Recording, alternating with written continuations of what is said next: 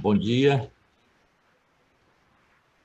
Eu tinha prometido, ou me comprometido, na verdade, no final da aula passada, a dizer um pouco por quê, ou por que até eu disse na aula passada, desenvolver um pouco mais isso, eu estou, em certa medida, mas não é uma medida pequena, saindo do campo da história da filosofia, da história dos sistemas de pensamento, que não é só filosofia, teologia, ciência, né? Tem sido sempre parceiras aí nessa teologia, religião, como um sistema de pensamento centrado na comunicação, na comunhão, que é a ideia central das religiões, né? A comunhão, portanto, é o ato comunicacional. Então, teologia, religião, ciência, evidentemente, sistemas de pensamento com que eu tenho trabalhado, mas com um enfoque maior, evidentemente, naquele que é o eu ia dizer minha especialidade, mas quem conta uma história do século VI ao século XXI não é um especialista em nada, embora eu tenha meus séculos de preferência e de estudos mais especializados, o quarto antes de Cristo, o 13, depois o 19, um pouco o 20 também, onde eu nasci, em que eu nasci, todos nós nascemos. Então, em termos, mas como eu disse há pouco, não pequenos, estou saindo desse trabalho longo com a história da filosofia, a história do sistema de pensamento, para focar nas grandes questões da atualidade. Segundo o princípio óbvio de que não se pode fazer uma história do contemporâneo. Pode-se até usar o olhar histórico, até a metodologia da pesquisa histórica, aliada à antropologia cultural, à psicologia social, à sociologia, à ciência política, à economia política. Né? É possível, para tocar o contemporâneo sem perder a perspectiva de que o contemporâneo é um tempo, que é exatamente o que a palavra contemporâneo quer dizer, significa um tempo no qual nós estamos vivos, com o qual nós estamos, né? O nosso tempo. Coetâneo, simultâneo, o tempo que nos é simultâneo. Em simultâneo, esse radical etâneo, eta, é como em faixa etária, implica tempo, e simul, o mesmo. Então, simultâneo, contemporâneo, são sinônimos aí, significa o mesmo tempo. Nós estamos falando no mesmo tempo em que estamos vivendo. E, por isso mesmo, eu ia dizer complexo, mas eu acredito que seja mesmo impossível fazer uma história do presente. Foucault, um tempo, falou nisso, né? Uma história do presente sagital, quer dizer, como uma seta apontando para o futuro. As suas arqueologias e genealogias permitiriam essa direção. Uma história do presente, mas acabou não fazendo. Inclusive, em boa parte da sua obra, ele trabalhou sempre entre dois tempos, a época clássica, como ele chamava, que é o que eu chamo o primeiro moderno, por motivos semelhantes aos dele. Não muito semelhantes. A época clássica, que é o século XVII e XVIII, e o moderno, que é o século XIX. E não entrava no XX, arqueológica, genealogicamente. No XX, aquele em que ele estava vivo, ele se comportava como o que ele chamou de intelectual específico. Quer dizer, aquele que entra na tensão das lutas em presença, entra para torcer essas forças em benefício de um mundo por vir, de um tempo por vir. Ele está seguindo uma ideia do Nietzsche, né? Trabalhar pensar o passado contra o presente, não para um retorno, mas a favor de um tempo por vir. Enfim, anotei até a frase aqui, porque eu tenho a tendência de dizer que é a formulação Foucaultiana, mas eu não tenho certeza se é exatamente dessa maneira, mas é a que me agrada mais. Trabalhar sobre o presente, contra o presente, em benefício, espero, de um tempo por vir. Nietzsche diz uma coisa assim e Foucault retoma. É uma ideia muito bonita, trabalhar sobre o presente, que não é a mesma coisa que conhecer o presente historicamente. Então, a compreensão histórica do nosso presente não é possível. Em princípio, até segunda ordem, não é possível. E, no entanto, como eu disse várias vezes na aula passada, a cabeça pensa onde os pés andam. Os nossos pés andam aqui, nesse nosso presente, tão convulsionado, agora há 9 meses, pela pandemia. E a pandemia não é só uma doença, ela é uma experiência do mundo e da Terra, do que nós fizemos com a Terra, o planeta, que nós alheamos, que nós expulsamos para podermos viver com segurança, controladamente, no mundo que nós criamos para nós, o mundo da cultura, do logos, da razão, da filosofia, da ciência, ou seja, do conhecimento que intervém no real para transformá-lo em benefício da humanidade, da ciência e da técnica, etc. Isso que nós fizemos teve retorno. A Terra encostou no mundo, no nosso mundo globalizado. A Terra, o planeta, reagiu. Reagiu porque foi tocado por excesso de proximidade depois de um excesso de distância. O vírus é o ponto desse toque, ponto mortal, mortífero. Isso é a pensar que nos obrigaria, se nós estivéssemos, eu espero que estejamos, suficientemente atentos à grande mudança de paradigma que está acontecendo aí, um paradigma pandêmico, vamos chamar, a falta de nome melhor, que por enquanto até é um bom nome, né? A repensar as nossas relações de sujeito e objeto, por exemplo, de interioridade e exterioridade, de subjetivação, regimes de subjetivação. Nós já fomos, para ficar mais perto, no século XVII de Descartes, caracterizados como sujeitos, eminentemente como sujeitos, de razão. Nem o nosso corpo nos pertencia à natureza.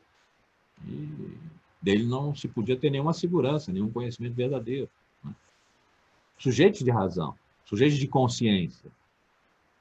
Isso foi sendo quebrado, entrou Freud, o inconsciente, mas manteve-se ali a ideia de um sujeito, mesmo que uma consciência clivada pelo inconsciente, mas o inconsciente se define como inconsciente.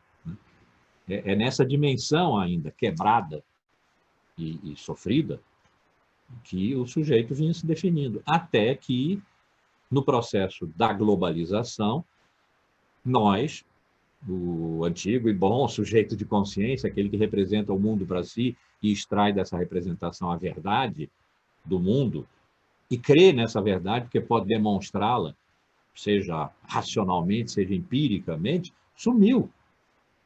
Não sumiu, nós estamos aqui. Mas, do ponto de vista paradigmático, estava em vias de desaparecer em benefício de um sujeito do consumo, que ele próprio é consumido e se consome como imagem. Pensem no Instagram, por exemplo, ou nas redes em geral. Mas naquelas que fazem imagem, em que dar-se a ver e ser visto é que constitui a subjetividade múltipla, porque as pessoas se apresentam de diversas maneiras, em redes diferentes, com nomes diferentes, qualidades diferentes, e são essa multiplicidade de apresentações, de mostrações de si, de aparências, na ordem do consumo, é para serem consumidos, levarem likes,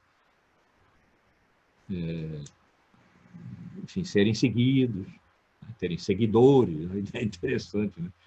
Seguidores que não se conhecem, Então, esse sujeito definido pelo consumo, porque consome, então aquela parcela da humanidade que consome, a outra meia humanidade está fora desse regime de subjetivação. O seu regime de subjetivação dessa outra meia humanidade é a pobreza. É definida pela pobreza. Sobre isso ainda vamos ter que falar no próximo curso. Mas essa que nós fizemos, o mundo globalizado, pela eficácia tecnológica e o consumo, o regime de subjetivação vinha sendo o regime do consumo tecnologicamente sustentado. Consumo de si, o consumo dos outros, e dos outros significa das subjetividades, dos corpos, das imagens. Há um novo regime de subjetivação em andamento aí, se nós quisermos. Mas também, se nós não quisermos, a proximidade da morte se torna maior. Então, essa questão agora dos regimes de subjetivação, há algum tempo já não eram isso, né? Já não era isso, mas agora menos ainda é uma questão teórica, epistemológica, da ordem do conhecimento, da verdade, tudo isso ainda entra. Mas o que está em jogo agora é a morte mesmo. É a morte mesmo, não metaforicamente. Às vezes a gente diz quando tem pressa, quando precisa de uma decisão muito rápida, que é uma questão de vida e morte. Mas não é. Agora é. Agora é mesmo.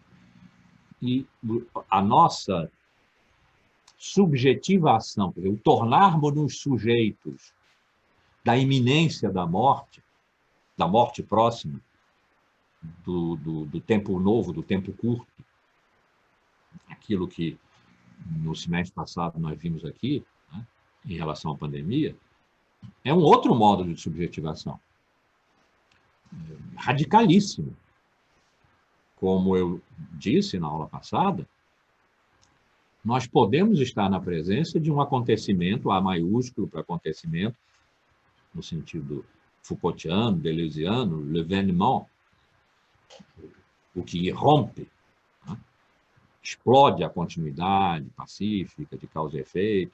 Nós podemos estar na presença de um acontecimento inédito, que é o de que o paradigma da nossa época venha a ser, não sabemos ainda, por isso é preciso pensar, mas venha a ser de uma ordem real, concreta, existencial. Todos os paradigmas que eu andei tão longamente estudando, 20 anos, né, ou mais,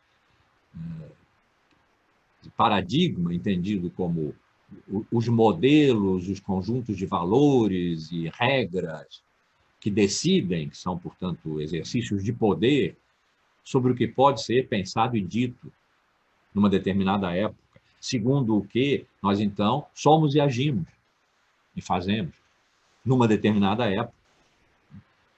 Foram sempre paradigmas mentais, paradigmas de uma ordem lógica, porque decorreram de um arcaico triunfo do logos, da razão, sobre a physis, a natureza, declarada caótica, da qual não se pode saber a verdade, ou se pode, não que ela não seja caótica, mas porque é possível dominar o seu caos em nosso benefício. Tudo isso foi um movimento que começou lá no século V a.C., de afastamento da natureza, do que não somos nós, em benefício de uma intronização da razão. Sejam as ideias de Platão, disse-se que Platão tinha criado um mundo das ideias separado desse nosso mundo sensível.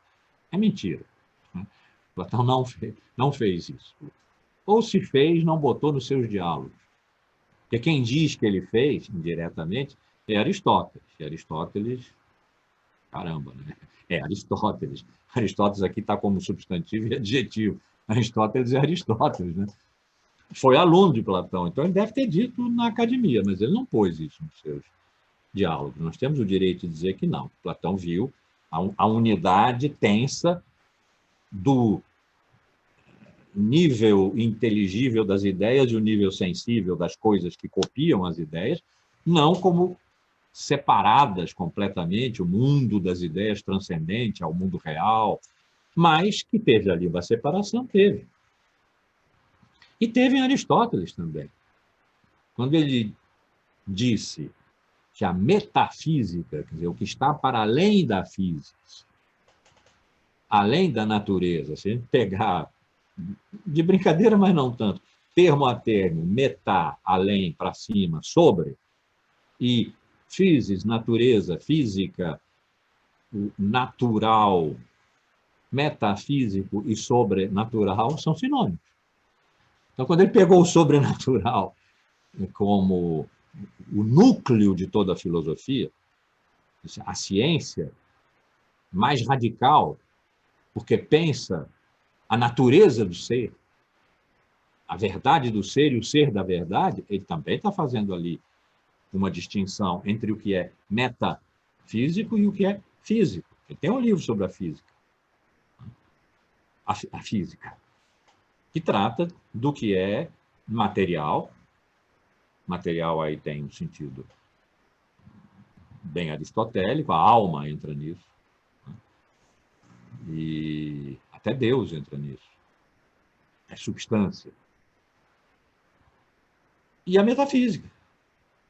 Então, tem uma separação aqui. Em física e metafísica, a metafísica predominando, tem uma separação mais arquitetônica do que a das ideias e cópias e simulacros aqui do nosso mundo sensível que Platão tinha estabelecido.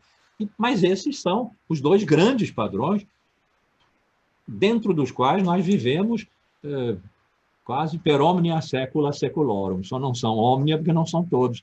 Nós saímos fora, catastroficamente fora, pandemicamente fora, dessa sucessão de paradigmas diferentes, mas todos congruentes com o começo dessa história, que é a separação entre logos e physis, a supremacia do logos, da razão, sobre a natureza e o afastamento da natureza caótica, ameaçadora, violenta, sobre a cultura, o mundo, que é regrado pela razão, portanto, coordenado, ordenado junto com a razão.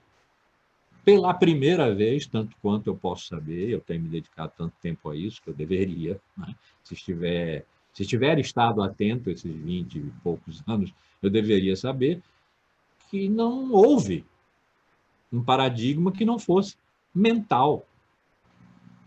Agora talvez haja. Talvez nós estejamos vivendo na dimensão muito recente, difícil ainda de experimentar e de refletir, de um paradigma real, um paradigma de existência, diretamente nesse plano, que não é propriamente um conjunto de valores que determinam o que pode ser pensado e dito. É uma concomitância da vida com o mundo e a terra. Da vida e mundo, né? E mundo e terra. Uma concomitância catastrófica. Sentido de catástrofe, se abate de cima subitamente, luz como um instante, fulgura como um instante que rompe a continuidade, a ideia do presente suspenso, porque o vírus não está no nosso passado, e do novo normal, que é o futuro, nós não sabemos nada dele, né? É uma ideia que já percorreu aqui o curso passado, está voltando nesse momento. Bom, então, a premência de pensar essas questões da nossa atualidade, que não dá para adiar, é que me levou a, relativamente, a abandonar o olhar histórico com o qual eu vinha nos últimos 20 anos, contando uma história da nossa cultura, no fim da qual os pós-modernos disseram que a história acabou. Era isso que eu queria entender. Mas essa história foi pensada, dita, em curso e escrita em livro, Nos Assassinos do Sol, cujo 5º volume saiu agora, eu convidei vocês para o lançamento virtual, ano após ano, e isso ia acabar em 2024. Eu não podia esperar 2024 para pensar as questões do momento, com a pandemia matando as pessoas ali do lado de fora, além da minha janela. Então, eu interrompi, inclusive a publicação dos livros, eu inverti. O próximo livro que vai sair é o último. Depois vem o antepenúltimo, né? E isso já significou uma chicotada. Me pesou, me custou.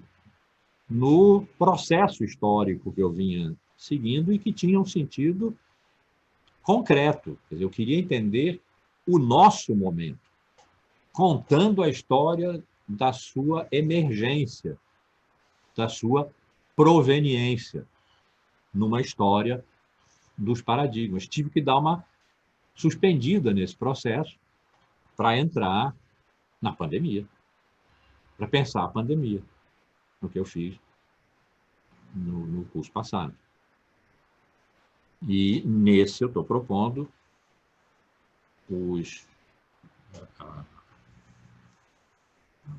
as polarizações e o ódio. Vamos ver por quê, isso vai ser devidamente justificado.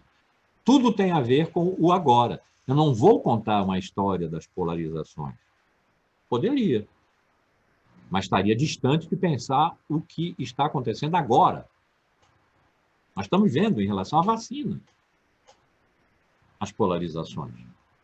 Tem candidatos à presidência que determinam, pelos seus interesses políticos, se determinada vacina será usada ou não e quando.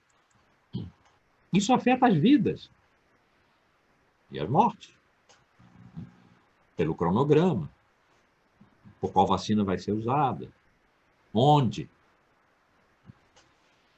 E as eleições americanas, que nós acompanhamos.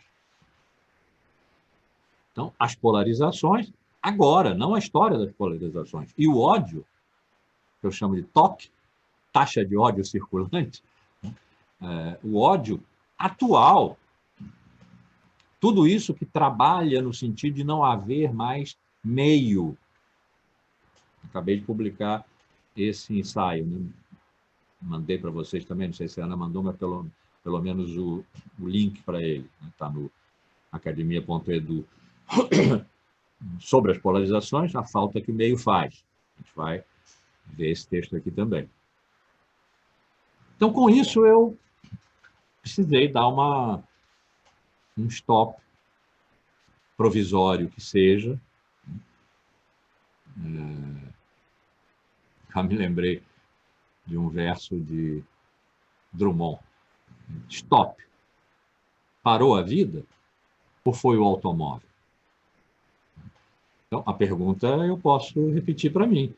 Quando eu dei uma parada com a história, eu tive que parar o automóvel, que era o método que eu estava usando, ou a vida parou? Não sei, porque eu não sei se eu volto para a história. Não sei se vai fazer sentido. Se a vida é outra agora. E isso, evidentemente, vocês podem imaginar, me mantém num suspense em relação à minha vida inteira como pesquisador. Então, essa aula que eu prometi a vocês no fim da aula passada é um pouco uma justificativa e um pouco uma autoanálise em público, porque eu preciso entender se tem caminho. Agora me lembrei do Peninha. Se tem caminho, eu não me acho. Bom, agora não sei. Mas é uma música bonita. Do Caetano canta, muito bonito. Então, contar um pouco da história, dessa entrada da história e desse, eu vou chamar de abandono.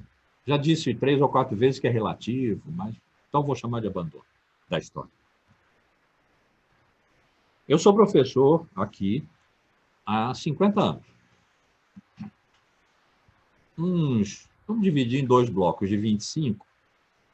A verdade sempre foi a minha questão. É a questão da filosofia. Pode-se dizer a verdade do ser, a verdade do conhecimento, a verdade do que for, mas a questão é a verdade. E sempre me agrada demais lembrar isso. A questão da filosofia é a verdade, porque o radical da filosofia é a ignorância. Conto de novo a historinha, que eu gosto tanto. Um amigo de Sócrates teria ido ao templo de Apolo, deus da sabedoria, em Delfos, e perguntado quem era o mais sábio dos gregos.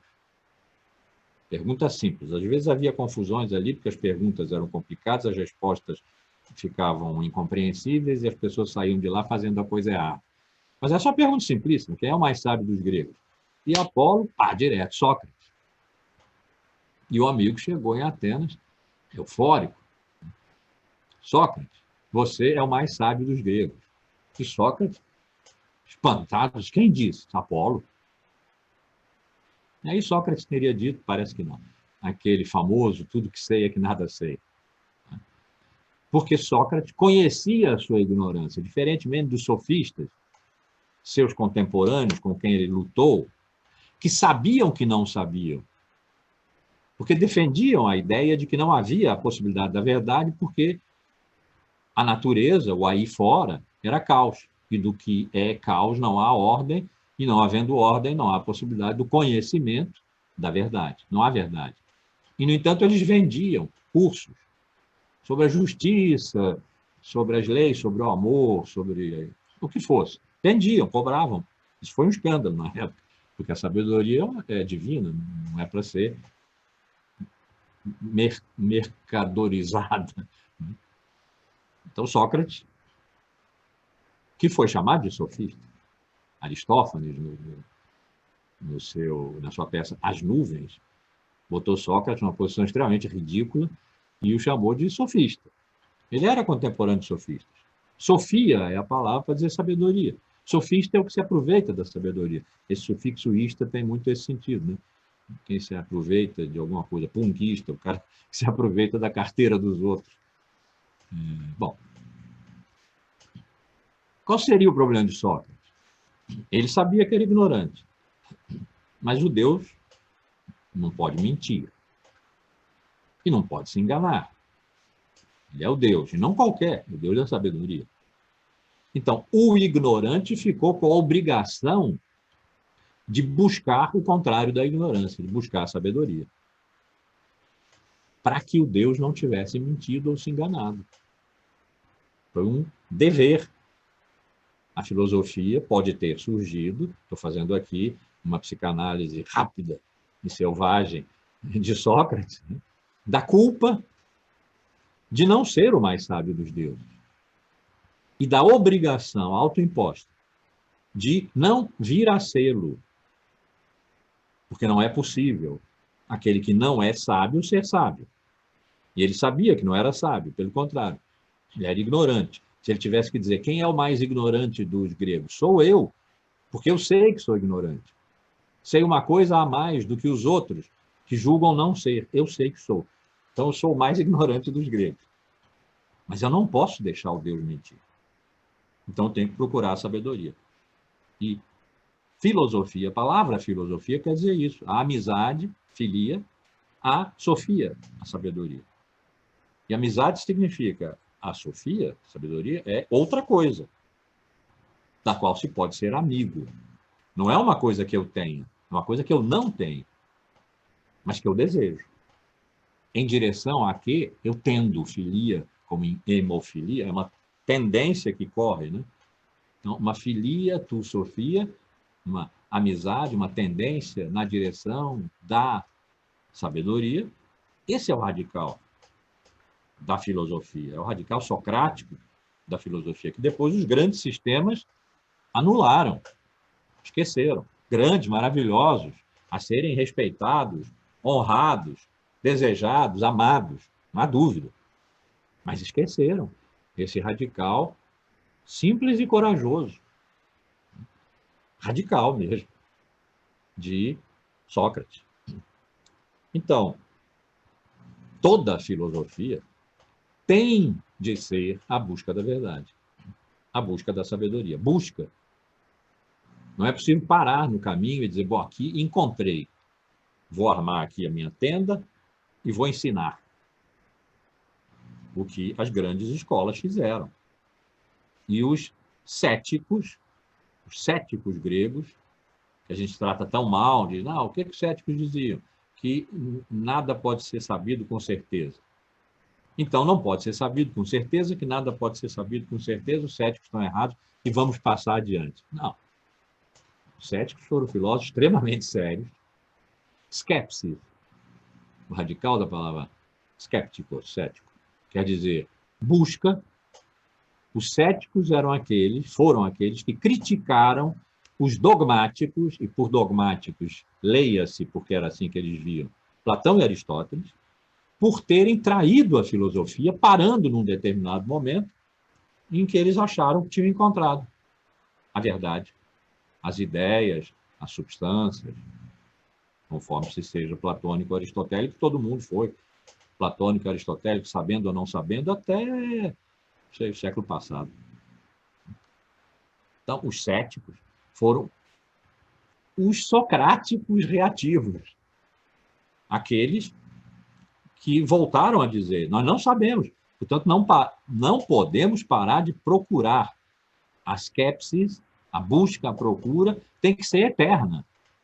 E, portanto, já nos está prometido que nós não vamos chegar. Agora, é a atração da verdade que move a busca, senão seria a busca de quê? Então, a busca permanente da filosofia tem de ser a verdade. E, por isso mesmo, foi e é. Só que eu não sei agora como vou fazer a minha questão, a vida inteira. 50 anos já dá para dizer a vida inteira. Né? Então, mais ou menos, para arredondar, metade desse tempo, por aí uns 25 anos, eu busquei a verdade pelo caminho epistemológico, pelo caminho do conhecimento. Aquele em que a filosofia tinha feito as suas mais espetaculares descobertas, seus mais espetaculares achados, seus grandes sistemas. Eu não tinha bronca com os sistemas ainda nesse momento. Cheguei por aí até uma compreensão epistemológica ainda de que só a transdisciplinaridade poderia dar conta dessa busca da verdade, porque seria fiel à ignorância. E o que era, então? O que foi para mim quando criei o IDEA? Era para ser Instituto de Estudos Avançados. Por problemas jurídicos, administrativos, não pôde ser, mas o nome já tinha colado, ficou essa sigla, Programa de Estudos Avançados da época. Era que é necessário contar com os outros, porque nós filósofos, e os outros, aqueles de quem nós precisarmos, não é fixo, cada um sabe quais são os seus outros. Para mim, os cosmólogos, psicanalistas, historiadores, cognitivistas, antropólogos, isso foi variando. Sempre poeta. Poeta, eu próprio entrei aí. Você aí. sempre cita a poesia, Márcio. Não, eu entrei como poeta aí também. Mas, enfim, sempre estiveram, pelo menos o historiador e o cosmólogo, e o cognitivista, porque a questão era da verdade como conhecimento. Mas a ideia, a base era, cada um de nós percebe em si mesmo, no núcleo de si, um buraco, um vazio, que é o lugar da ignorância. A que só os outros podem trazer formas precárias de preenchimento, precárias, que não se pode deixar fechar. Aí se volta ao sistema, se volta à traição à filosofia, que é a ilusão do conhecimento pleno, agora multidisciplinar, etc. Não. Então, uma das regras de trânsito, assim, foi estabelecido no IDEA, havia duas regras de trânsito. Uma era a gentileza, o deixar vir o outro, dizer-se, apresentar-se. A outra regra de trânsito era a interrupção. Se esse amálgama da multiplicidade de visões, ainda que gerada pela experiência desse buraco fundamental, desse oco, desse vazio, que é o lugar da ignorância, tendesse a se plenificar, a se fechar, então, alto lá, para. Está errado. A ignorância tem que ser mantida, ela tem que ser enriquecida, mas não pode ser anulada. Então, por um longo tempo, culminando nessa experiência, que durou também um longo tempo, da transdisciplinaridade, que alimentou o IDEA por um longo tempo, eu andei procurando epistemologicamente. Em 1977, esse processo todo começou em 71. 77 são só 6 anos depois, mas é que isso só foi fazer efeito muito tempo depois. Eu escrevi um artigo, publiquei um artigo, cujo título era A História da Filosofia como Problema Filosófico. Se eu republicasse hoje, eu chamaria A Filosofia como Problema Histórico. Mas o que eu dizia ali, basicamente, era que só se pode pensar um problema filosófico se antes se contar a história da sua constituição como problema. Um problema filosófico não é inerentemente filosófico. Ele veio a ser posto numa posição em que a pergunta o que é, a pergunta essencialmente filosófica, a pergunta do ser, e a busca da verdade daquela questão que o problema faz e traz, se organizou. Mas é preciso contar a história, compreender a história de por que um problema é um problema. Porque algumas coisas são problemas, outras não são. E algumas coisas que não eram problemas se tornam. E se tornam significa há um tempo de constituição e essa história pode ser contada. Isso acabou só dando frutos, só fazendo um efeito bem mais tarde. Mas sempre esteve ali, latejando, de modo que o meu trabalho epistemológico nunca foi o do rigor lógico, dos modelos formais, não passei pela filosofia da linguagem, pelas escolas, pelo Círculo de Viena, pela escola, por Wittgenstein. Né? Não passei significa nunca estiveram no meu caminho, de modo que eu também nunca senti nenhuma necessidade de me desviar do meu caminho para ir vê-los, porque eles são muito importantes. Wittgenstein é importantíssimo, mas não foi importante para mim. Não me interessei por ele, porque interessa é estar dentro. Interessa é estar, ser dentro. Eu nunca fui dentro de Wittgenstein. E dos outros. Então, nunca passou, a minha busca epistemológica pela verdade era da ordem do conhecimento, sim. Da filosofia, da ciência. Quando entrou a religião, eu perdi a bolsa de CNPq, aí não... de pesquisadora, eles não suportaram, aí já era demais. Mas era como um sistema de pensamento. A religião como um sistema de pensamento, de conhecimento, que passa pela comunhão, pelo pôr em comum, pela comunicação, etc. Então, vamos pensar de 1971, quando eu entrei na ECO, a 2002, quanto tempo tem isso? 20, 29, 2, 30 anos, né? Em números redondos. Em 2002, eu sempre contava histórias da filosofia, claro, porque eu queria entender o problema cuja verdade eu estava procurando, contando sua história. Desde 77 eu tinha estabelecido isso. Mas em 2002 isso se transformou numa quase que exclusividade da história. O problema deixou de ser epistemológico. Eu passei a fazer uma história dos paradigmas filosóficos, teológicos, religiosos, científicos, mas em torno da filosofia, da busca da verdade, etc. Mas agora a busca da verdade não tinha mais essa dimensão epistemológica. Eu tirei, inclusive, nesse momento, a palavra transdisciplinaridade, transdisciplinar, do nome do IDEA, era Programa Transdisciplinar de Estudos Avançados.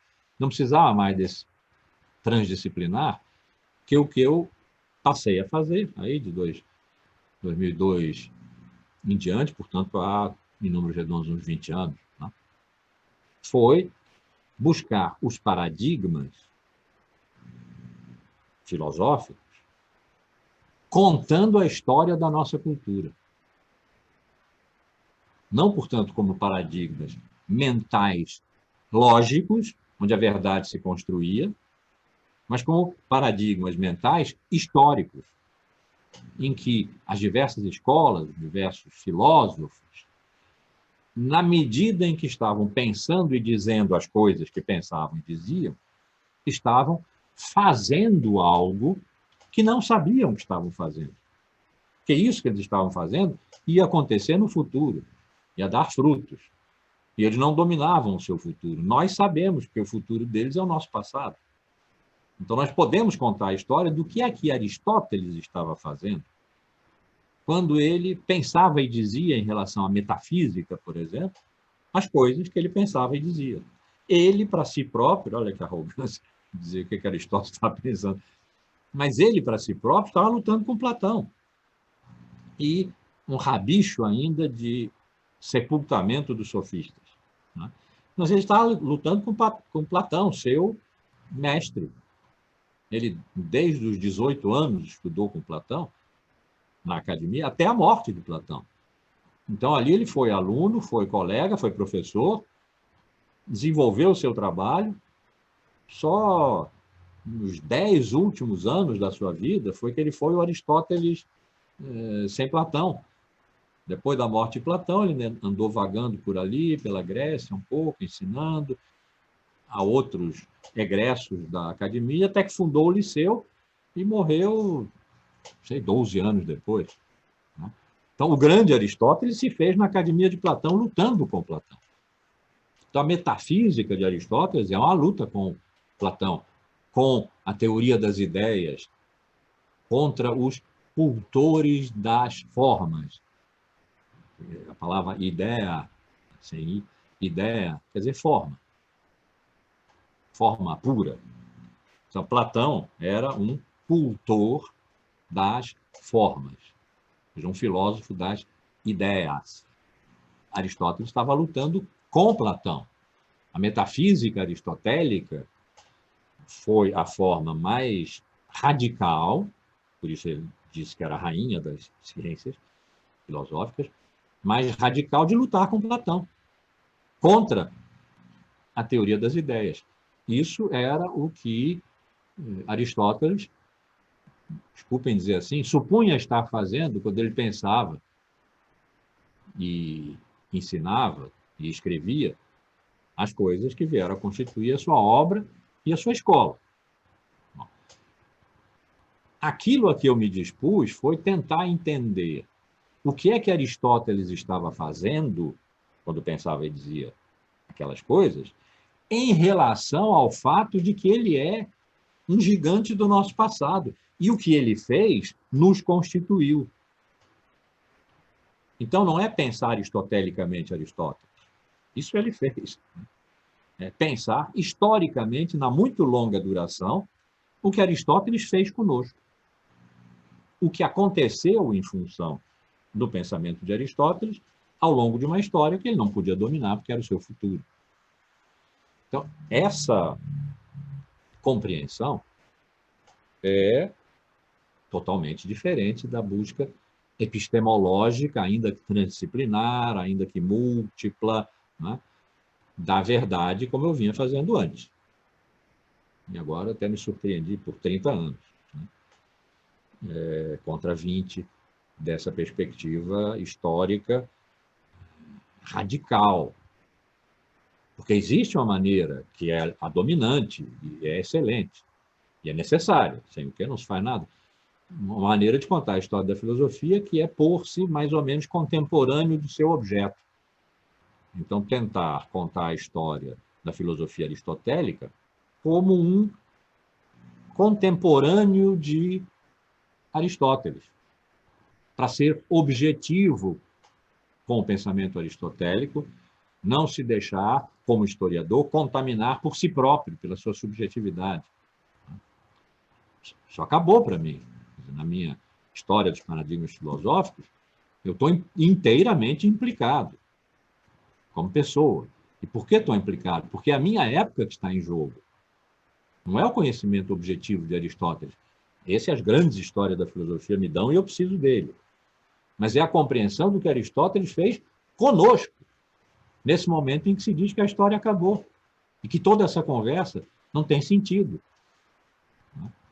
Foi testar isso que me levou, porque, claro, olha que imensa diferença a história ter acabado faria com a nossa inserção no mundo. Então, foi tentar entender o que significa que a história acabou, que me levou a contar a longa história desse momento da história nossa, em que se diz que a história acabou. E é para isso que eu preciso de Aristóteles, que eu precisei de Aristóteles. Como de Santo Agostinho, Santo Tomás, como de Platão e de pré-socrático, como de Descartes, Leibniz e Kant, que acabou de sair. E Nietzsche, o grande Nietzsche. Essa história vinha sendo publicada, saiu Kant, vem aí o Hegel e os românticos, está escrito. Depois, um surpreendente Kierkegaard, que nas histórias da filosofia é menosprezado, né? Mas que para a história dos paradigmas filosóficos é nuclear, central. Ele trouxe Deus de volta. Ele se opôs a Hegel por Deus. Ele opôs Abraão a Hegel. E isso é um acontecimento extraordinário. Então, um livro aí para Kierkegaard e Schopenhauer. E o que seria o último livro para Nietzsche. Esse é o único que não está escrito, é o que eu vou escrever no ano que vem. Então, é uma história que eu ainda vou estar publicando, mas já não vou estar pensando assim. Ao mesmo tempo, no ano que vem, vai sair o que eu descobri que era um volume que eu não tinha planejado, mas precisava escrever, que era o século XX e XXI, para chegar ao nosso tempo. Então, um pós-fácil aos Assassinos do Sol, que eu antecipei, para sair antes do Hegel, do Kierkegaard, Schopenhauer e do Nietzsche, fora inteiramente da ordem cronológica, porque está tratando da nossa atualidade. E eu não podia, burocraticamente, por causa de um gosto cronológico, histórico, botar esse livro para 2024, que as coisas estão acontecendo agora. Então, esse livro sai no ano que vem. E, ao mesmo tempo, sai um livro, 6 ensaios da quarentena, em que eu não estou pensando mais historicamente. É nesse livro, vocês vão estar lá para o lançamento dele, quem sabe presencial. Nesses 6 ensaios é que eu estou tratando da pandemia, das polarizações, do ódio, do terror, da pobreza e dos migrantes, aqueles que morrem noturnamente no Mediterrâneo, fugindo do lugar que não é mais seu para um lugar que nunca será seu, a Europa que se fecha. Vou mandar para vocês, porque esse acabou também, é um ensaio menor, acabou de ser publicado na revista Portal, não sei, do Fórum de Ciência e Cultura, saiu ontem. Isso você nem sabia, né, Ana? Recebi ontem à noite. Vou mandar para vocês também. A história dos migrantes, que é uma compreensão, sob pressão extrema, sob pressão da pobreza, da outra metade da humanidade, para repensar o que é o lugar, o que é o local no mundo global. Enfim, são todas questões de alta atualidade, que estão acontecendo agora sob o nosso nariz e que precisam ser filosoficamente pensadas. E, nesse momento, a filosofia tem que se aproximar muito das ciências sociais, que trazem dados, das ciências humanas, que põem o homem na presença desses fenômenos, e que também trazem dados, experiências, experimentos, etc. Então, essa proximidade a ser testada ainda e cautelosamente experimentada, porque a filosofia não pode abrir mão de ser filosofia. Pode sim, porque os pós-modernos disseram que a filosofia acabou, porque não há mais real, que vale a pena, a verdade, fundamento, representação, tudo isso acabou, e nós não somos mais sujeitos de verdade, sujeitos de consciência. Então, sim, a filosofia pode ter acabado. Eu tenho tanta certeza que não, que estou dando esses cursos aqui.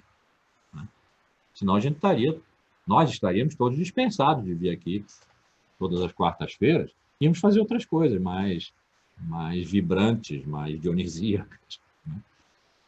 Então, digo que a filosofia não pode abrir mão de si nessa proximidade necessária com as ciências sociais e humanas.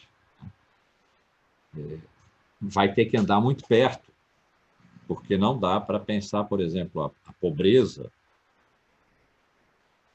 que provavelmente vai ser a minha questão central entre essas 6, junto com a pandemia, que está sempre como pano de fundo agora, né? Tem que estar. Pobreza e desigualdade, injustiça, portanto, e injustiça, sem ter dados, sem números. Ou se corre o risco de uma metafísica da pobreza como um conceito abstrato. E o que eu estou me propondo agora a fazer, na emergência do contemporâneo, é um pensamento sem conceitos. Nós vamos chegar, vamos passar por aí, que é um risco da filosofia. Mas Sócrates fez, e Nietzsche fez. E Sócrates está no começo, e Nietzsche estaria no fim, se ele tivesse tido razão, e a filosofia tivesse acabado ali com ele. Mas vamos botar no fim. Então, no começo e no fim da filosofia, a filosofia foi sem conceitos. Foi quando ela foi sistemas, megasistemas, fechados, buracos negros do pensamento, que ela precisou de conceitos. Então, o que eu estou propondo, e acho que é necessário, não é uma preferência, é pensar com palavras.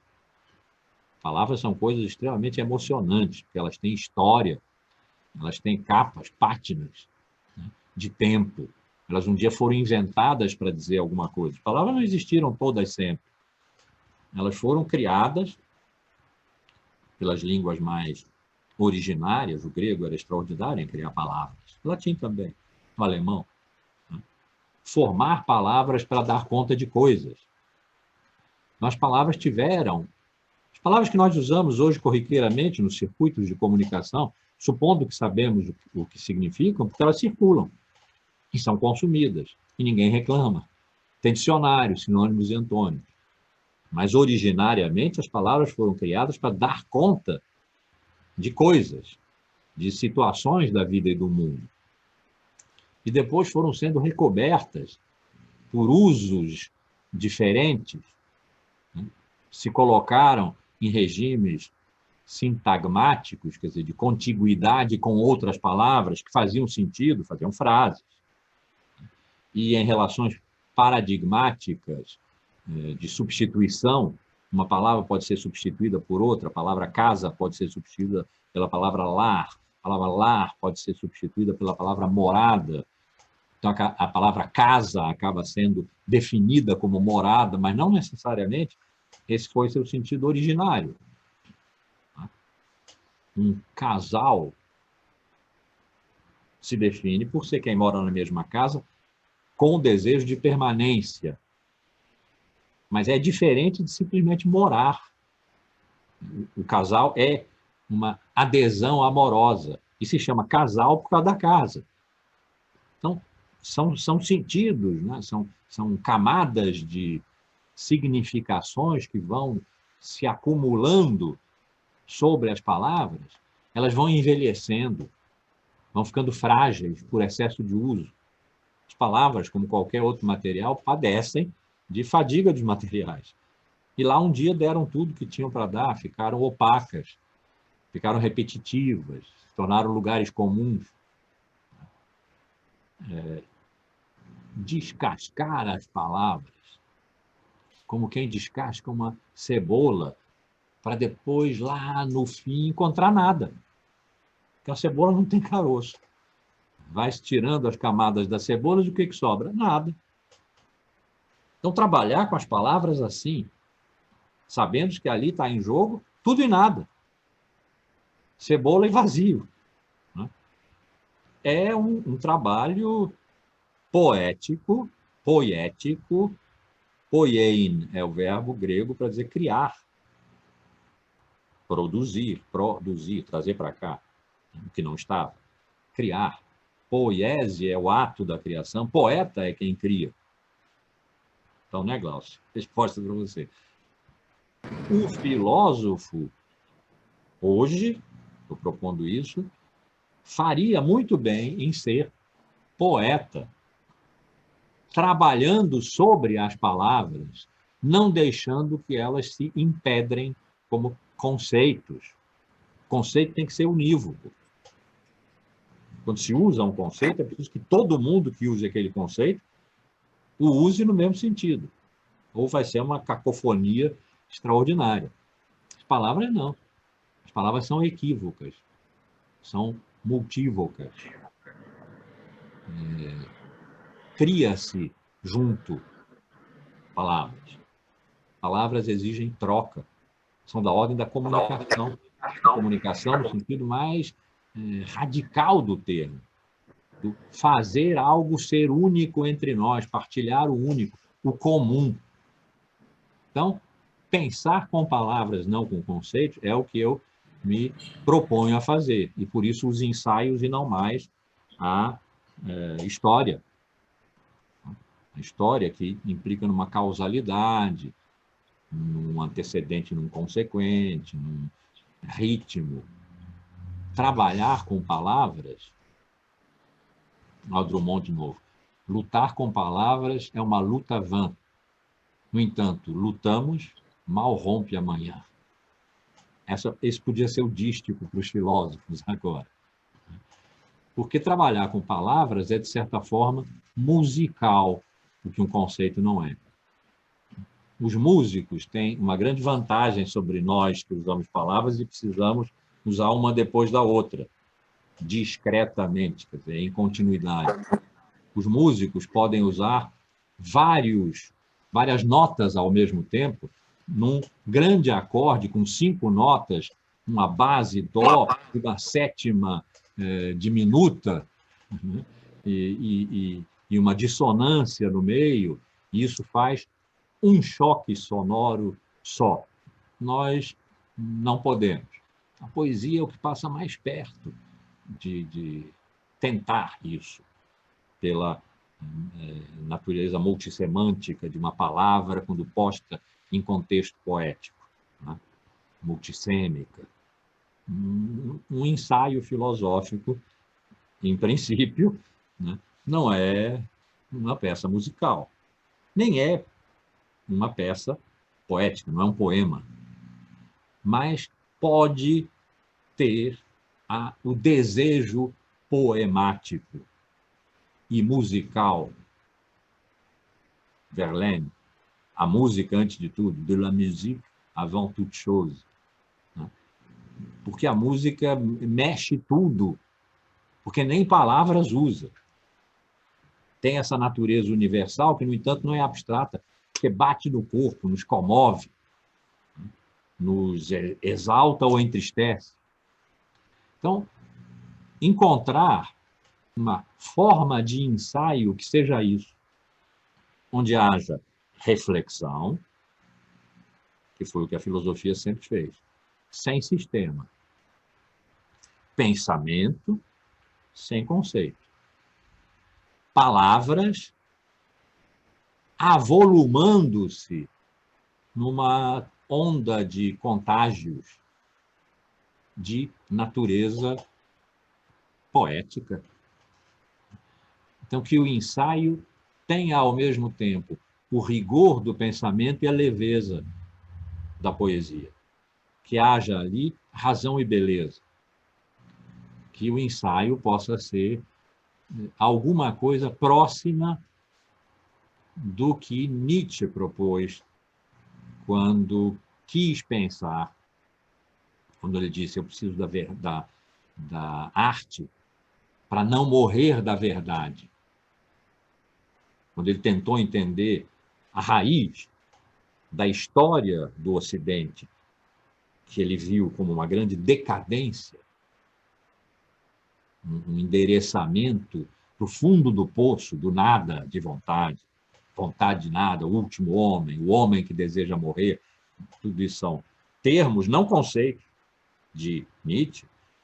Quando ele foi procurar o radical traído por essa decadência, e foi ao mesmo século VI dos pré-socráticos, mas não foi aos pré-socráticos, foi aos poetas trágicos, eu preciso da arte para não morrer da verdade, ele experimentou a raiz, o nervo da experiência trágica dos gregos do século VII, VI a.C., como uma tensão, e aí, de novo, não é conceito, são palavras usadas poeticamente. A tensão entre dois deuses, o deus da desmesura, do excesso, do desequilíbrio, do caos, da embriaguez, da sexualidade, Dionísio, e o deus da contenção, dos limites, da clareza, da ordem, do equilíbrio, Apolo, que é o sol. Dionísio é o deus da embriaguez, é o Baco dos romanos, das bacanais, do vinho, da embriaguez. E Apolo é a luz, é o sol. O equilíbrio tenso e doloroso entre esses dois deuses. Não vamos cometer a injustiça de dizer que Nietzsche viu dois princípios, como o logos e a physis, lá na filosofia, no começo da filosofia, no século VI, na Grécia. Não tem nada de princípios aí, é uma tensão viva. Ele chamou de superabundância vital, da qual decorre, inclusive, sofrimento. Por que é bom o sofrimento? Ele se perguntou no seu livro, o primeiro livro, A Origem da Tragédia. Por que é bom? Por que eu digo que ali está o originário mais radical? Por que é bom o sofrimento que se experimenta na tragédia? Porque ele é vivo. Ele é um transbordamento vital, é uma superabundância de vida. Isso foi traído. O culpado foi Sócrates, para Nietzsche, que eliminou Dionísio, o excesso, a desmesura, a demasia, o caos, em benefício de Apolo, foi dar, então, logos, a razão, etc. O resto da história nós conhecemos. Então, eu tenho a ambição. Ambição é uma palavra ruim, mas o humilde desejo, olha o contrário, absurdo, né? Mas é um desejo e é humilde mesmo, porque eu sei lá, né? Se é isso, se tenho força para isso, se ainda resta o que fazer, tenho a esperança de que sim. Mas o humilde desejo de que o ensaio, que é o a que eu vou me dedicar agora, depois do longo tempo da história dos paradigmas, e depois do ainda mais longo tempo da epistemologia frouxa, sem grandes lógicas e filosofias da linguagem, que deu na transdisciplinaridade, etc., vou me dedicar agora aos ensaios de atualidade. Ensaio é um experimento, é a repetição que se faz todo dia antes da peça estrear. Ensaia-se. Em francês, répétition. O ensaio é uma repetição. Todo dia vai, sei lá, repetir. Até ficar perfeito e se poder abrir as cortinas do palco para um público que está lá para ver a ilusão, né, da quarta parede, de que aquilo é um real, que se passa em algum lugar, e não é simplesmente uma representação no sentido cênico, de encenação, O público quer ser enganado, lhe faz bem esse engano, mas antes disso é repetir, repetir, repetir, ensaiar, experimentar, fazer experimentos. Aqui com o quê? Com a linguagem. Fazer experimentos com as palavras. Essas emocionantes, porque tem tempo sobre elas. Elas têm, às vezes, poeira a ser retirada, mas a ser respeitada também. Poeira faz bem. Pátinas, rugosidades, irregularidades. Usar tudo isso. Não simplesmente limpar as palavras, porque, como eu disse há pouco, é uma cebola. Se eu descascar toda, não sobra nada, não tem miolo, não tem caroço na cebola. Então, saber usar as palavras com leveza, com delicadeza, e pensar com palavras e não com conceitos, estava dizendo, eu tenho o humilde desejo e a esperança de que os ensaios a que eu vou me dedicar, os 6 primeiros estão aí, estão saindo até, assim, esporadicamente, mas vão estar em livro no ano que vem, seja uma experiência apolíneo-dionisíaca. Porque, ao mesmo tempo, deverão ter, se der certo, terão, o rigor do pensamento filosófico sem o rigor mortis dos conceitos. Nada contra conceitos quando é de ciência que se trata, mas para a filosofia agora sim, alguma coisa contra. Não sei quanto contra, se eu vou ficar radicalmente anticonceptualista, alguma coisa desse tipo, né? Acho que não. Mas o rigor leve, ensaístico da filosofia e a leveza das palavras usadas como são usadas na poesia. Que haja, portanto, rigor e beleza, peso e leveza, Apolo e Dionísio nos ensaios, e que isso possa ser uma maneira de pensar. Quando pensar não é simplesmente está aqui um pouco arrogantemente também, né? Mas quando não é apenas também está arrogante, conhecer, que foi o que derivou do quase imperativo socrático de conhece-te a ti mesmo, foi a filosofia como sistema de conhecimento. Quando pensar filosoficamente não é conhecer, mas eu estava vendo isso, contando uma história disso, parei, cuidar, confessar, virar-se para fora, revirar-se.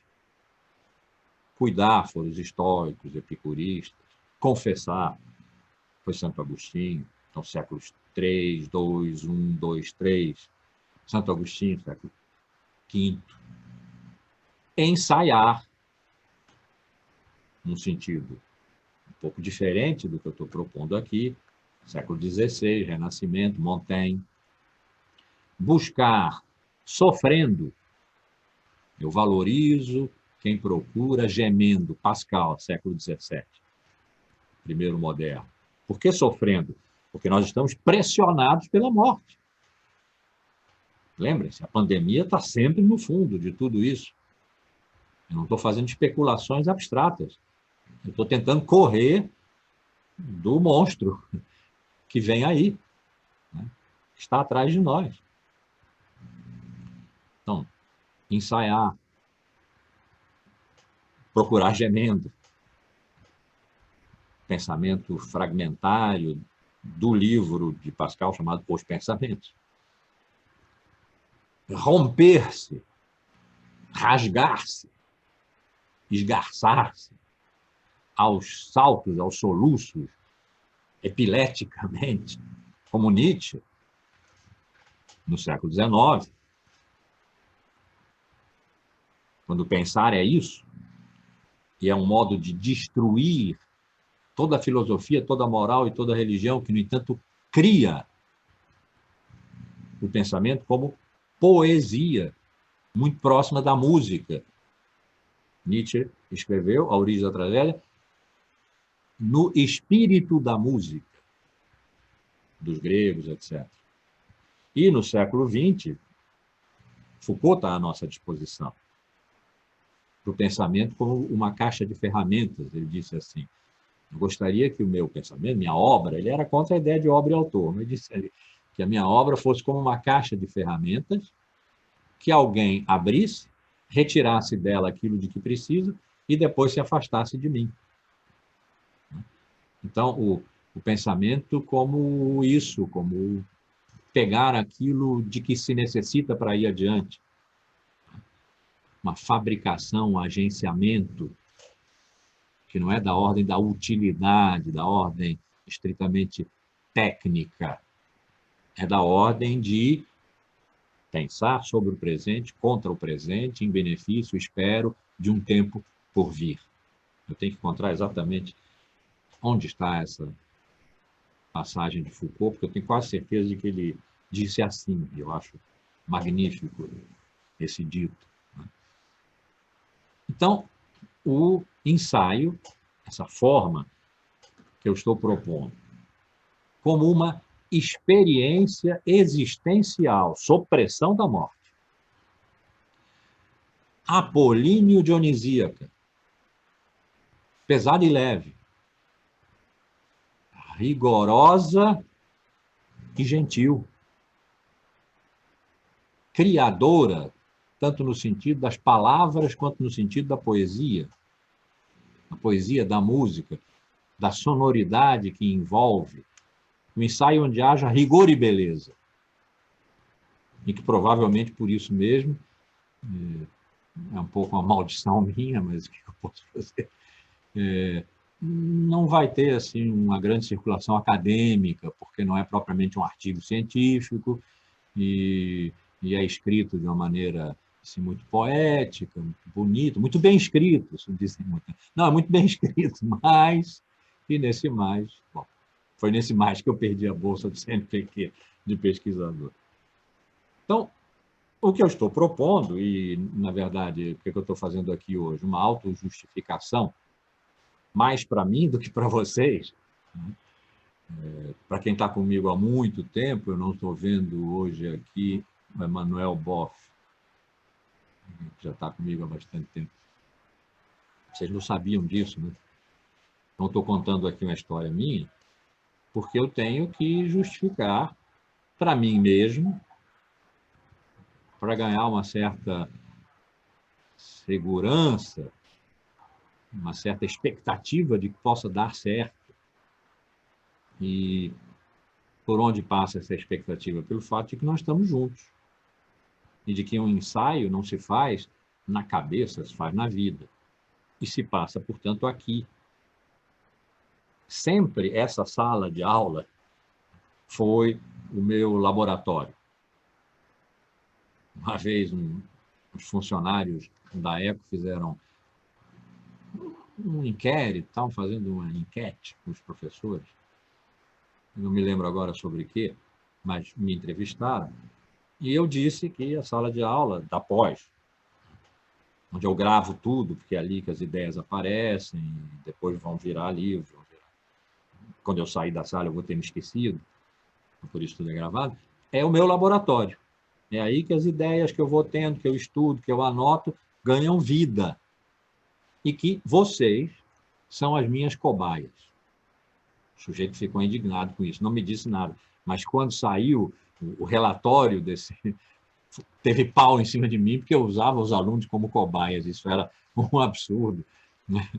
Mas é isso. O que eu estou fazendo aqui? Eu estou me justificando a mim mesmo em presença de vocês para que isso ganhe uma dimensão viva e não seja simplesmente uma reflexão, uma espécie de meditação de si mesmo, alguma coisa desse tipo. Não, seja uma coisa partilhada, comunicada, posta em comum. Um comum que se faz aqui. Nós somos, numa sala de aula, real, presencial ou virtual, uma comunidade.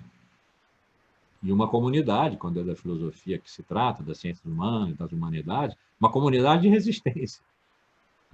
Então, essa simultaneidade da nossa presença aqui, essa cumplicidade, né, de certa forma, eu precisei dela para dizer por que é que, a partir de agora, eu vou fazer ensaios, e isso aqui é um ensaio.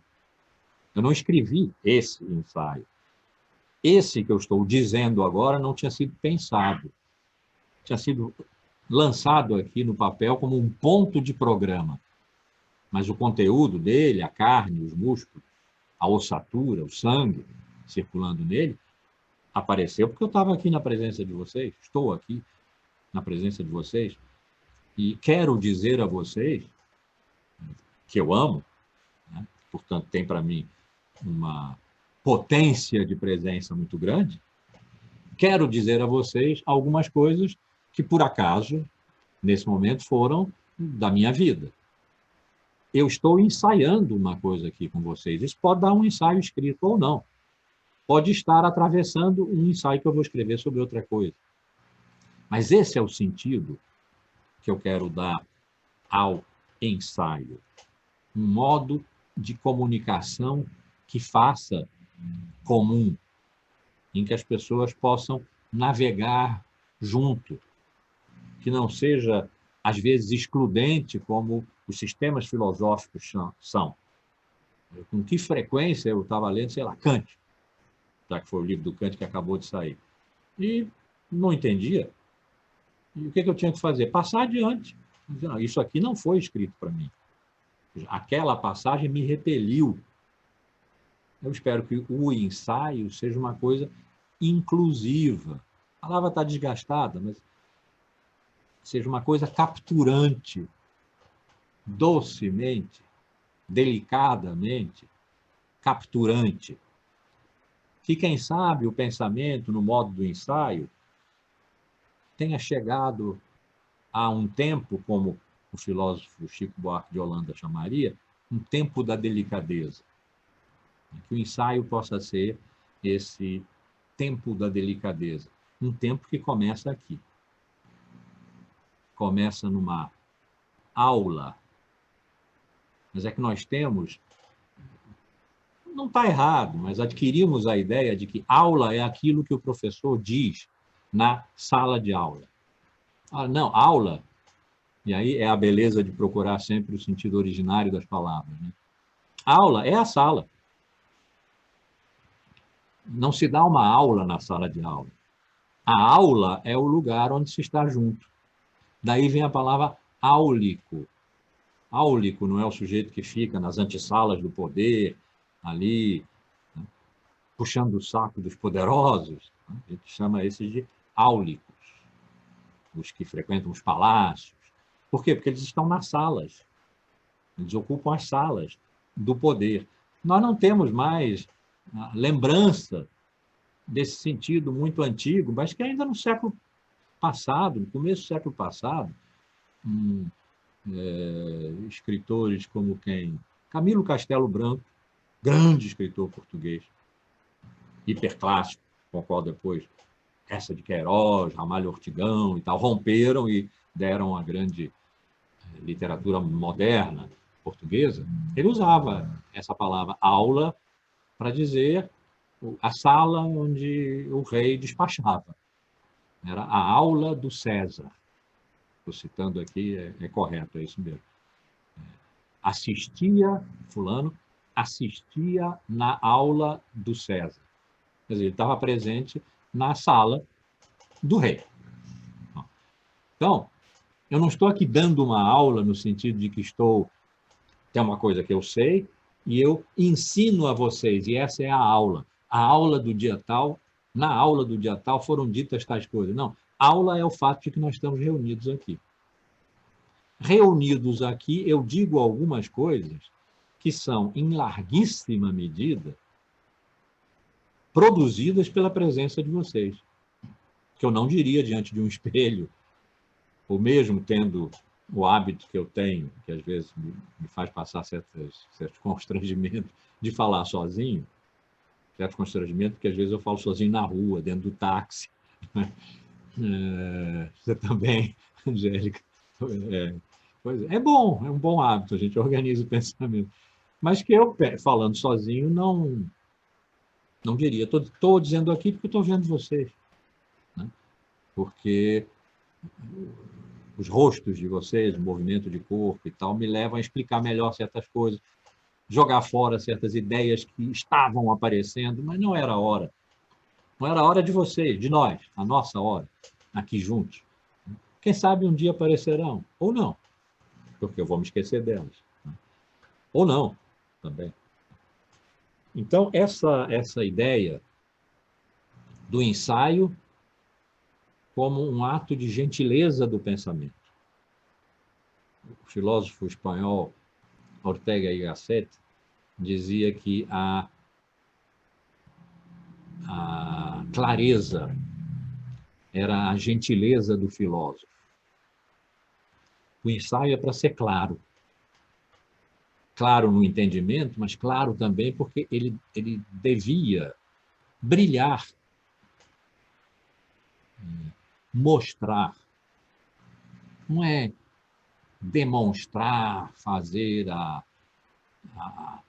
demonstração lógica, provar. Ensaio não prova nada.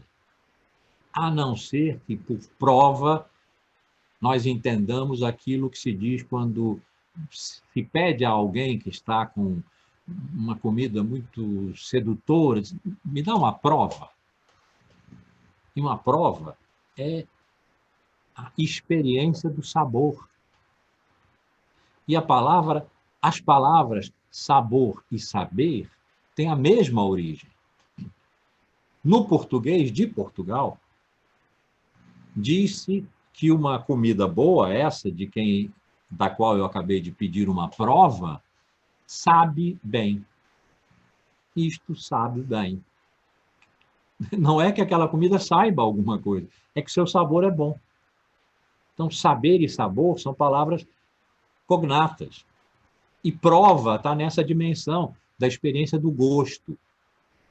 Do gosto, do gostar, do saborear. Que o ensaio seja isso.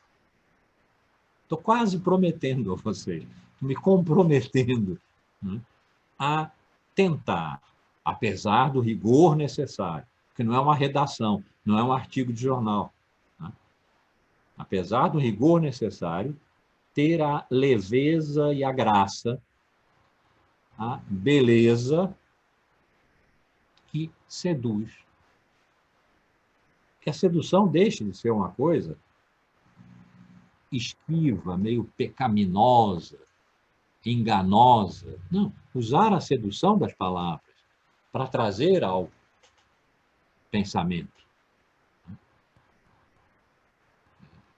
Seduzir, conduzir a si a eclosão da linguagem, a eclosão poética, a invenção, inventar. O ensaio, no fundo, é isso. Invenção em ato. Em ato. Porque um sistema filosófico foi inventado também. Mas, no momento em que ele é apresentado, os andaimes, as escoras, já foram tiradas. O edifício está de pé. Nós já o vemos como uma catedral, por exemplo. Mas a catedral levou séculos, às vezes, para ser construída. Pessoas morreram ali. Filhos sucederam pais. Há gerações que trabalharam aquela pedra, frequentemente deixavam o nome assinado na pedra. Quando a catedral estava erguida, como é até hoje, é uma coisa lindíssima de se visitar. Mas enquanto ela foi construída, ela foi um caos de pedras, de madeiras. A parte de cima, onde fecha o telhado, é chamada de floresta.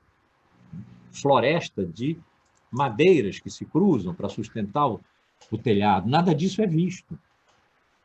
Um sistema filosófico é uma catedral da qual não se vê a floresta. O ensaio, que eu estou propondo aqui, eu gostaria que fosse um modo de ir construindo a catedral que nunca acabará. Sentido cético, próprio, generoso e desafiador do termo. Nunca acabará. Se um dia acabar, virou sistema, virou conceito. Eu não estou querendo. Renuncio antes disso. Não estou querendo. Então, a natureza, às vezes, caótica do ensaio, porque o ensaio volta sempre ao mesmo lugar, mas não é ao mesmo lugar. Ela deu um giro, deu 2 giros e voltou ao mesmo assunto. Mas esse assunto girou 2 vezes antes de voltar. Então, que o ensaio, esse ao qual eu estou me propondo, olha que não é pouca coisa. Essa aula está cheia de compromisso. Depois vocês me mandam um contrato aí, eu assino, e vocês me cobram daqui a uns 5 anos, se continuarem por aqui. Eu gostaria muito que o ensaio, esses a que eu estou me propondo, fossem uma coisa em que, por um lado, o caos da construção estivesse presente, porque é construção em ato, é invenção em ato. Vê-se a invenção sendo a criação, a poiese em ato. E, por outro lado, alguma coisa que tenha consistência para poder ser partilhada, poder ser levada adiante, como os galos do poema do João Cabral, de Melo Neto. Um galo canta e outro galo leva adiante. E de galo em galo tecem amanhã. É preciso que eu possa cacarejar aqui e a Angélica levar adiante, por exemplo. Ela que fala sozinha também. Levar adiante. Dela, o adiante dela. E outras pessoas, o Leonardo que está aqui na minha frente agora, então, e que outras pessoas possam pegar esse canto e levar adiante. E nós, entre nós, teceremos amanhã. Que é um modo de dizer que ainda há esperança, mas que ela não está na pedra. Ela não está nos conceitos fechados e nos sistemas. Ela está no fluido da vida, na fluidez da vida, que corre porque tem um monstro correndo atrás. Sempre a pandemia tem que ficar visível para nós. E a distância que nós pudermos tomar dela tem que levá-la sempre em consideração. Não pode ser negacionista, é evidente. Eu nem precisava dizer isso, mas convém.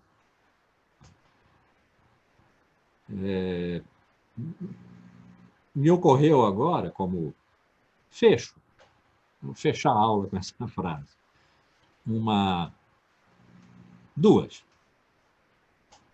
de Nietzsche que eu já devo ter dito aqui várias vezes, né, porque são, de certa forma, definidoras de vida para mim.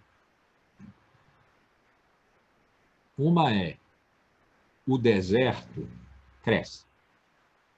Ai de quem traz em si um deserto. O deserto cresce significa, para aqui, para a nossa conjuntura, a conjuntura dessa aula, a conjuntura desse curso, a conjuntura desse longo trabalho de que eu fiz aqui uma breve autobiografia de 50 anos, 30 e 20 e um começo agora esperançoso. O deserto é o deserto do real, aquilo que Baudrillard chamou assim mesmo, deserto do real. O não haver mais real porque não há sentido. A transcendência, toda demanda de sentido, toda vez que se pergunta, mas o que é isso? É uma demanda de sentido. Não tomar simplesmente o que se dá como um objeto de consumo, não tomar, pedir a isso que se dá, que pelo menos diga seu nome, é uma ordem de transcendência. Pequena transcendência, mas é. Não é preciso ser Deus, não. Qualquer demanda de sentido é uma transcendência. O que Baudrillard estava dizendo, e é o sentido comum do pensamento pós-moderno é que não há mais transcendência. De modo que, se não há mais transcendência, não há mais um duplo do real, um outro do real, um espelho, representação. Acabou. Isso é que ele chama de o deserto do real. O que há agora, então, são os simulacros. E no texto, para mim, seminal dele, que os meus alunos são obrigados a ler, a precessão dos simulacros, a tese é, aliás, dita assim, entre aspas, os simulacros precedem o real. Fecha aspas. Então, o deserto cresce, tem esse sentido. Não haver transcendência, não haver questão, não haver pergunta sobre sentido. Não se perguntar mais quem é você, qual é seu nome.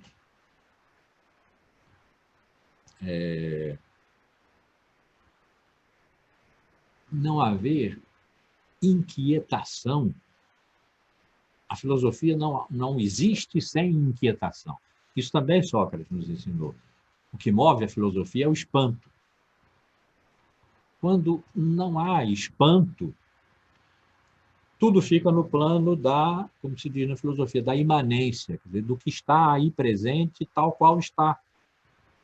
Nenhuma inquietação, nenhuma dúvida, nenhum espanto se apresenta. Isso é o deserto.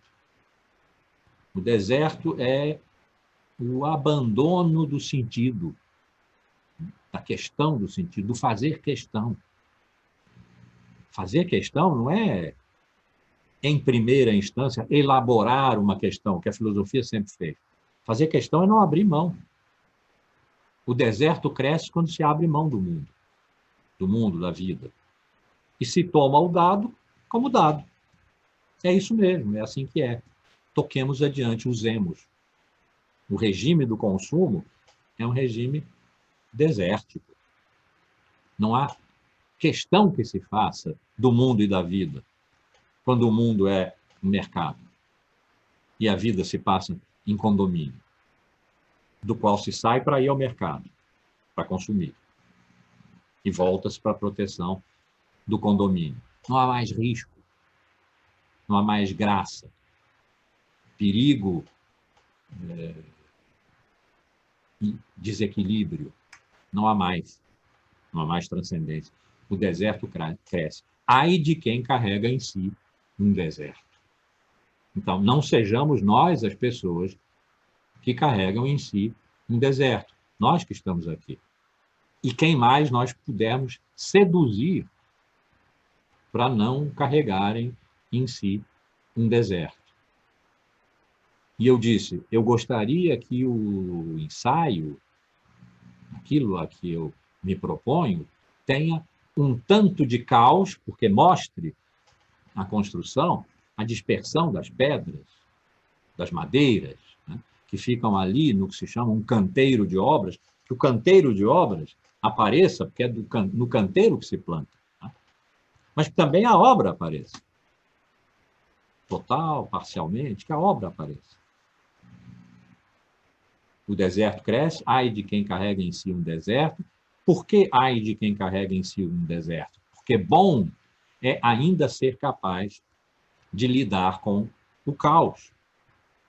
E essa é a outra frase de Nietzsche. É preciso trazer ainda um caos dentro de si para acordar uma estrela que dança. Uma estrela que dança é a grande criação.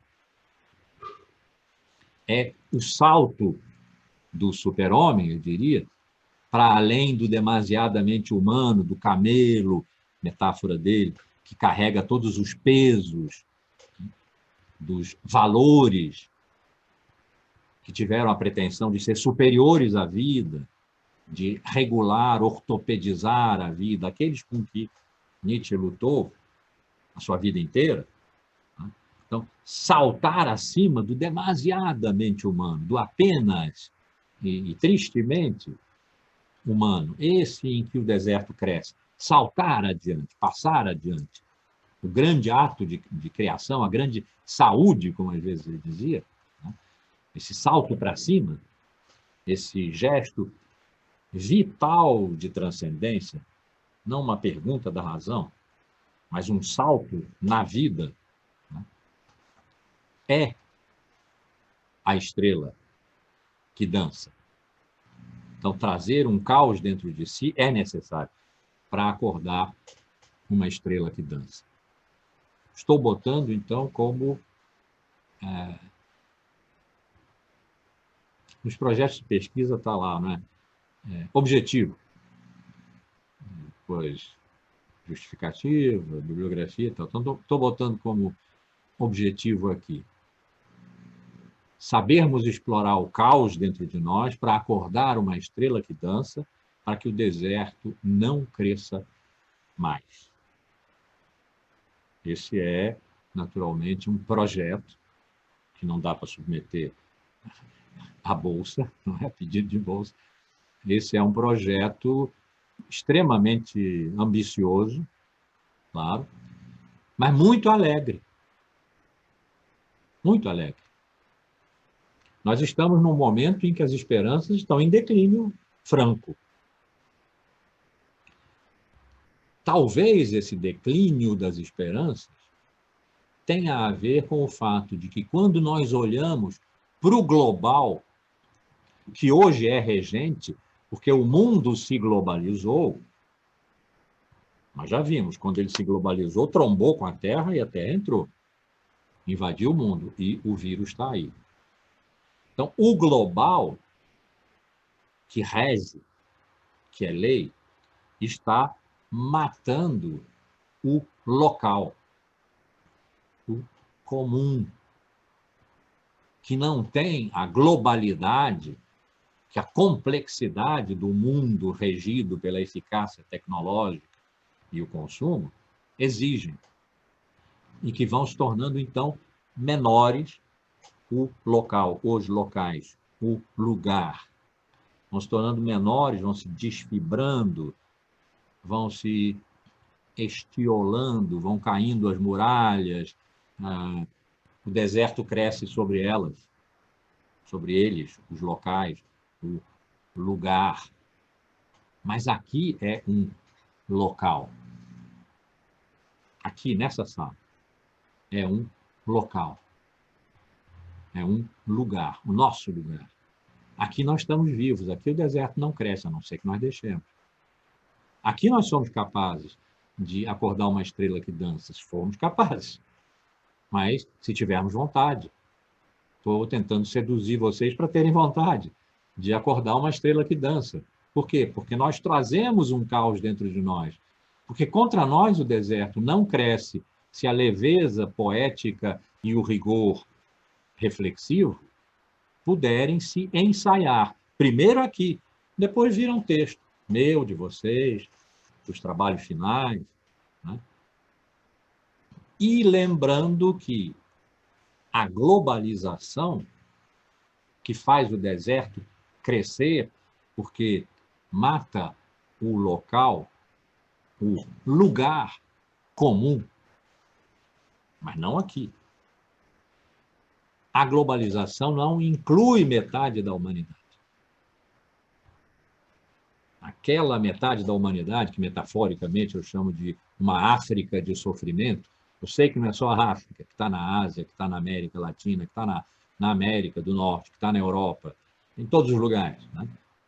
Mas metaforizo pela África, porque a obviedade do extremo sofrimento, aquele que mata de fome, na África subsaariana, é muito evidente. Então, isso que eu chamo de uma África de sofrimento, essa meia humanidade que está excluída do mundo porque não consome, do mundo globalizado porque não consome, excluída do tempo porque não tem futuro, porque não tem esperança.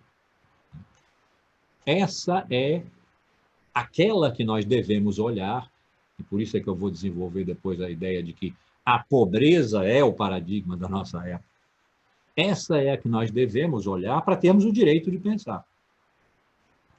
O pensamento hoje, proponho, não se sustenta na história do pensamento. É por isso que eu interrompi a história aqui. Não se sustenta na história do pensamento. Porque houve Platão, então os neoplatônicos, porque houve Aristóteles, então os neo-aristotélicos, os anti-aristotélicos, os antiplatônicos, como Deleuze pôs, revirar Platão, renversement, bom, revirar Platão, né? Revolver Platão como um objetivo da nossa época. Não é a história do pensamento que dá autorização a pensar. Proponho, né?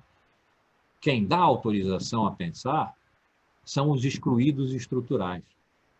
É olhando para eles que o pensamento é necessário. Porque aí é que está o caos.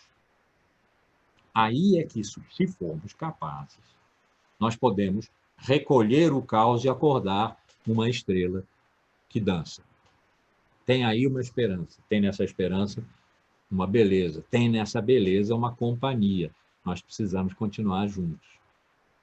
Por isso, essa sala de aula, redundante, né? Essa aula, esse lugar nosso, é sagrado. É o lugar que nós habitamos juntos, onde juntos inventamos, criamos, onde juntos somos poetas. Pronto, acho que me justifiquei e projetei. Agora, a partir da próxima aula, o curso continua em termos de conteúdos, mas agora você já sabe o que eu quero dizer quando vou dizer conteúdos, ideias, né, etc. Mas sempre eu vou fazer retificações, lembrar essa aula aqui. Foi uma aula de paixão, de confissão, eu sei lá, foi essa aula que vocês assistiram. E agora, perguntas, quem quiser.